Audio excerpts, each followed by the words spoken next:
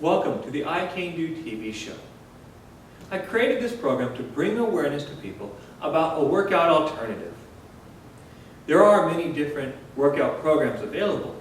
However, most of them are aimed at the younger adult. The I Can Do program is geared toward the mature adult who understands the benefits of staying active, but isn't necessarily into the idea of the fast-paced Zumba or aerobics, or interested in spending hours walking on a treadmill or sitting on a stationary bike. The I Can Do program will teach you how to use the walking cane as a tool for exercise and self-defense. The program will also introduce you to new ways of dealing with limiting thoughts, thus helping you to stay motivated to continue working out, which will enable you to maintain a great quality of life. While the I Can Do TV show is a great start, it isn't a replacement for quality instruction from a certified instructor. Now, let's get started.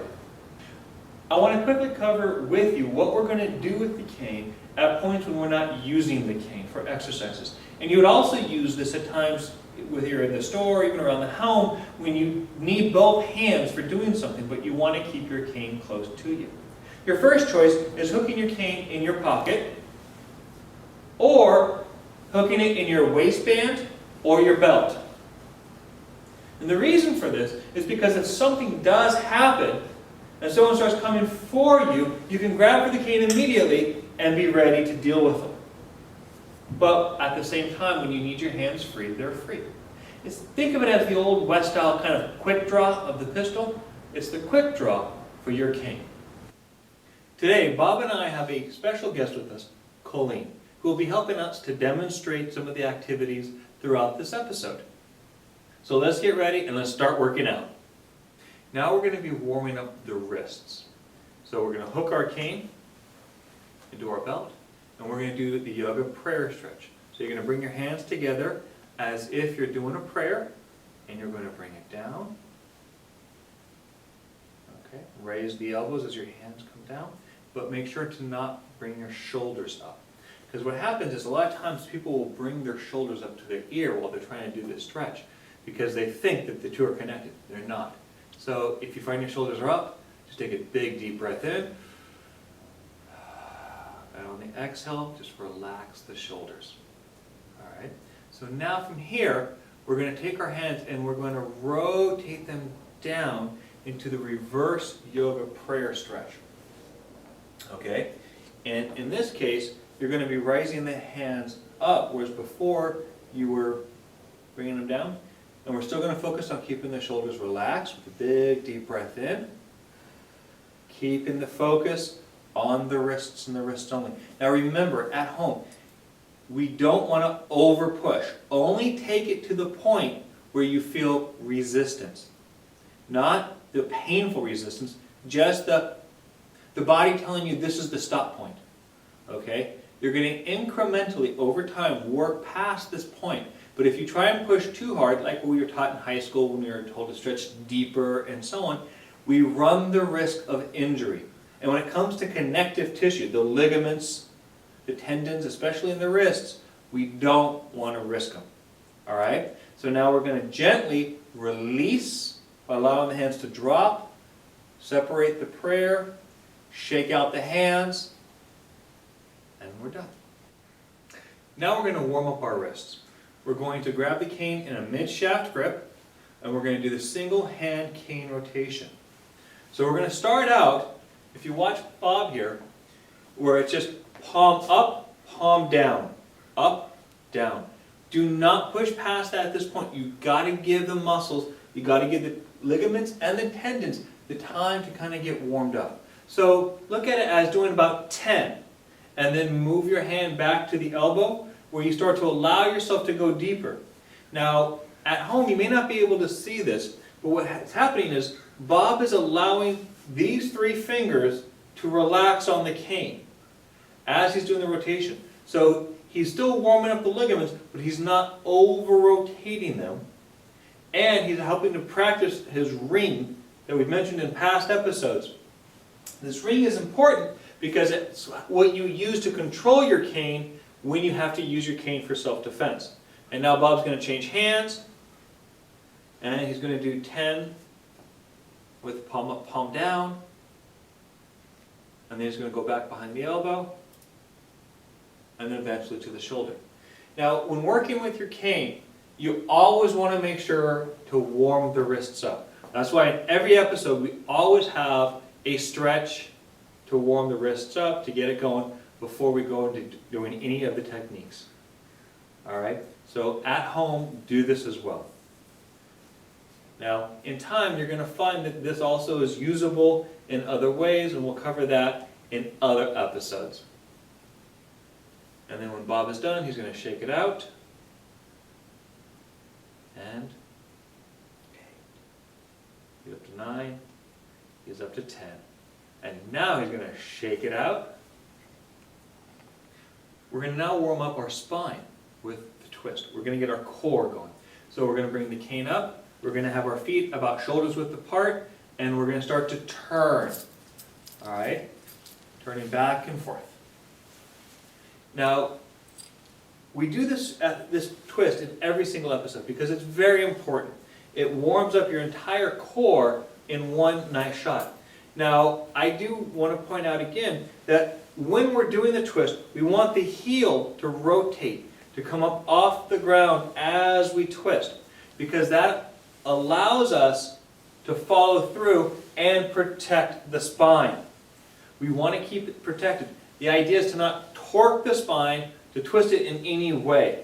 You're going to find that over time you're going to aggravate your back. You're going to cause yourself to have back issues if you do this exercise repetitively, but keep your heels planted. Okay? Now we can do it a little faster to really get the blood going, to really get the circulation going. Okay? And as we do this, try and practice letting your arms relax. So it's the momentum of the hips turning that allow the arms to move. It feels like your arms are being pulled. All right? Breathe nice and slow as you do this. And then go ahead and you stop. Shake it out. Let's move to warming up and stretching out the lower body now. We're going to focus in this episode on the hip flexor stretch. So I'm going to have Bob form the tripod that we've talked about in past episodes. So he's got his leg back, his front leg, and his cane. This way he's completely balanced and completely supported. He has his hips pushed forward as his knee is bent. And if he wants to, he can bend it a little bit more to intensify the stretch. And his heel is off the ground. Both feet are pointing forward. This is an important stretch to do because the hip flexors are what connect the legs essentially to the lower back. And if our hip flexors start to get shorter, because let's say we work a job that we sit down a lot, well, by stretching this, we reduce the possibility of getting, go ahead and change legs, getting back issues, all right, back problems. So now, at home, if you find that you need a little bit more time to stretch this area out, then it's okay to put the show on pause, stretch it, and then continue. All right. Anytime you want to do a stretch longer than what we're doing in the episode, by all means, pause it and continue on. And go ahead and shake it out. It is now time for everyone's favorite part of our episodes, the balance portion of the episode. So what we're going to do today is we're going to start out by putting one foot on top of the other. Now we're going to do this in 3 stages. You stay where you're at. If you find the stage is challenging enough, you stay there. Now Colleen's going to do it with the cane down. I'm going to do it with the cane up. So the first stage is with the foot on top, one foot on top of the other. From here, we're going to move to bringing the foot up. So it's resting on our calf, but not on the knee itself. We're going to hold this. And then from here, try and bring your knee up as high as you can and maintain your balance. This is working the supporting leg and your lower abdominals simultaneously. Now gently bring it down, shake it out, and prepare to do the other leg. So now we're changing feet. We're going to put the right foot on top of the left foot, or your other foot on top of your standing foot. We're going to hold this. Now balance is really important to work, because if we have strong enough ankles and feet, we don't have to worry about falling so much. Now from here, we're going to go ahead and put our foot onto our calves. Now really remember, this is important. I can't stress this enough. Do not place your foot on your knee, the front of the knee or the side of the knee. Do not do it. It will injure your knee. Now last, we're going to bring the knee up and hold. All right? Now balancing and talking is difficult, so I do not recommend you do that at home. I'm a trained professional. And then down. Laughing and balancing is even more hard, trust me. The strike that we're going to go over today is the bayonet. We've gone over this in previous episodes. It's just a very useful tactic to use, and so we're going to go over it again. Now what's going to happen is, Bob's going to do a two-handed bayonet, where he's going to grab the cane in both hands, and then he's going to lunge forward.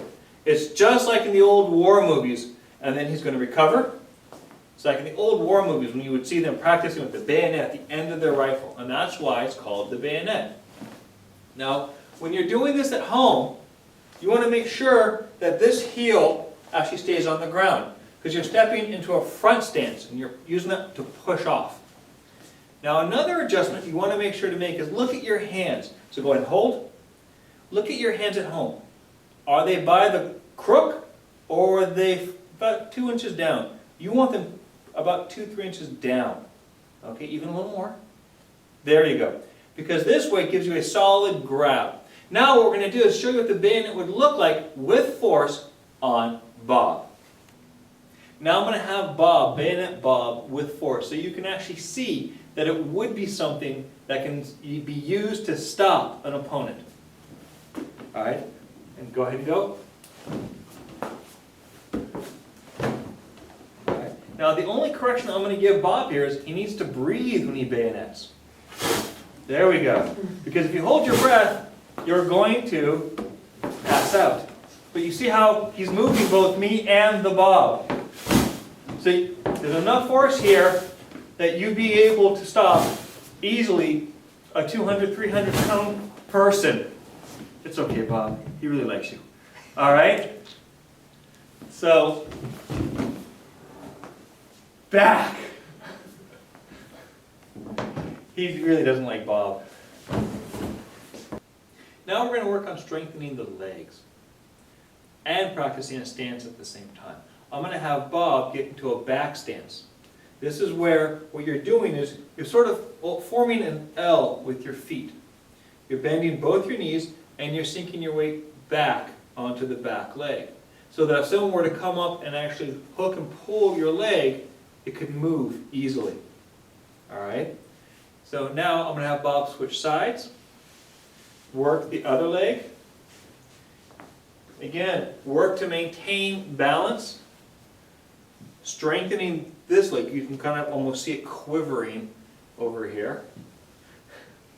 Okay? And again, if someone were to sweep the leg, your leg would come up easily. Alright? The back stance.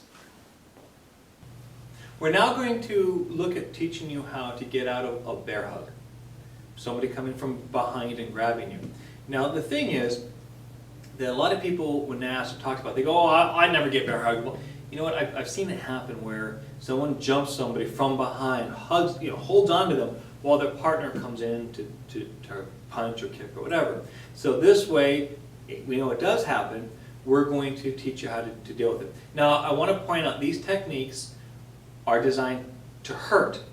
And so here, we're going to do things very slow so that you can see what's done, and we're not going to do it at full force or full speed because we don't want Bob to get hurt. Okay? So what's going to happen is he's going to grab Colleen around the shoulders. She's going to raise her cane into position. Okay? And then while she's there, she's going to bring her foot up and stomp on his instep. This is done, wait, this is done to draw his attention away from being able to have a strong grip. Okay? He's now thinking about down here. We cannot split our attention. And so then she hooks his hands. She's going to push back with her hips as she pushes out with her hands. And then turn and bayonet into Bob. So what's happening is after you've broken away, you're creating distance. You're jabbing your cane into them to push them back and give yourself some space. Okay? So one more time. Bob's going to grab her. She's going to get her cane in position and stomp his foot. Break free, turn and bayonet him. All right? Now we're going to show you some of it done without Bob. So now we're going to show you what this technique would look like without the person, the training partner. So you can practice this at home. So she's going to pretend that someone grabbed her. She's going to stomp the foot, hook the hands, break out, and go. Now it's really important though to get that push of the bottom. So you're getting opposing forces to help break their grip. Boom. And then step. And this step isn't so super huge. It's just enough to be able to clear and then turn so you can bayonet them. All right? And so once again, so grab, stomp, break the grip. Okay. So practice this at home. This is again one of those techniques that maybe you want to consider practicing in front of a mirror. This self-defense technique is going to focus on what to do if someone grabs your shoulder from the side. So Bob's going to grab Colleen's shoulder. She's going to bring the cane up and bayonet him. All right? Then she's going to slide it up over his neck and push him down. Okay? Now we don't want to go too far up the shaft of the cane. So once again, Bob grabs her. She bayonets. Boom. She comes up. And then her hand stays below his ear. And she grabs it and then forces him down. Okay? Once again, grab, bayonet, up, and down. Okay? Now this technique is to bring the person down, to get them to release you, and to communicate to them you're not a victim. That you have the power to choose what you're going to do next. All right? They're in a compromised position. Now how this looks without a partner. Now how this looks without a partner is Colleen's going to bayonet to the side. She's then going to slide up and then down. Okay? Once again, bayonet to the side, up, and then down. Like you're really wrenching hard. Get your entire body into it even. One more time, show them at home. Bayonet, up, and wrench it down. Practice this at home. You're going to hear me say that a lot in the episodes. Practice, practice, practice. Now we're going to show you a variation of the escape from a grab to the shoulder from the side. Okay? The last time we showed you, it was a bayonet to the body, and then you're sliding up and taking them down by putting the cane on the neck and doing a full takedown. But sometimes the distance isn't proper, or your choice ends up including the arm. And so we're going to show you a variation. So Bob's going to grab Colleen on the shoulder. She's going to bayonet again. Boom. Then she's going to circle around behind the arm, and you see how it just torques Bob away from her, just spins him away. Okay? The idea is you're just clearing the bad guy, getting him away, creating distance. So once again, Bob grabs her, Colleen bayonets, comes around the arm, and takes him away. So from here, you have the distance and the time to make a different choice. So one more time, show them. Bayonet, boom. And you can pick and choose whatever variation of follow-up you want from that. Maybe a front kick to the bottom as he's falling away. Now what the technique is going to look like without a training partner. So she bayonets, she circles around. Now this is different than the previous technique where you brought it up behind the neck, where you kind of travel up in a straight line. This, you're making a big circle with your cane. So once again, bayonet, big circle, and down. One more time. Bayonet, big circle, and down. All right? Practice this at home. Get familiar and comfortable with the technique. We really enjoy bringing these shows to you. And we'd really love to hear from you to find out your thoughts about the show. Find out what we can do better and what parts you like. Because right now we are sort of doing it within a vacuum. We don't know if you're really enjoying, the interchange between the cast, or if you'd prefer to go back to just me. So if you could send us an email, and the email will be on the bottom of the screen, or like us on Facebook and message us, however you want to communicate with us. We'd love to hear from you and let us know what we can do to make the show better.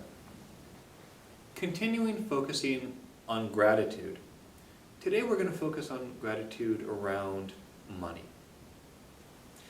Now, I know there are times, especially in this economy, we feel like we don't have money. And I'm sure by now you're starting to find that when we're finding the things in our lives to be grateful for, we start seeing the abundance that we have. And we start finding we do get more abundance. So let's take a moment and let's think about all the things that were bought for us when we were younger, when we were kids. Your clothes, your food, toys, trips, even school field trips. They cost money. Parents had to pay some. So think about all these different things. And you don't have to necessarily make this list of them, but just be aware of them. And for each one that you think of, take a moment and really from the bottom of your heart say thank you. Thank you for all the money that I have been given throughout my life. And then take a dollar bill or any small bill and then take a note. Write on this note, thank you for all the money that I have ever been given. Take the dollar bill and the note, put it in your wallet. And once in the morning and once in the afternoon, take this out. Read the note to yourself and look at that dollar bill and take a moment to be grateful for all the money, whether it's a paycheck, whether it's been a financial gift, whether it's money you won at the lotto, or however you came into any money, something that was bought for you, a cup of coffee that a friend purchased for you, anything. Be aware that's money being given to you. And take a moment and really, really feel grateful for that money. And say thank you for that money. And kind of keeping in mind, with our bodies, right? Like the exercises that we were doing, the time and the energy that are put into being able to do these exercises. Be thankful for that. Always remember to be thankful for the things that we have, because if we aren't thankful for the things that we have, then what's going to happen is we're not going to notice when they're gone. And then we're just going to wake up one day and find that we have less. So be thankful for the exercises that you can do. Be thankful for the growth that you have seen while watching and training along with us. So take the time each day, morning and afternoon, and be thankful for these things. The money you've been given and the things that you have in your life available to you, like the exercise on this show. Like us on Facebook. I Can Do!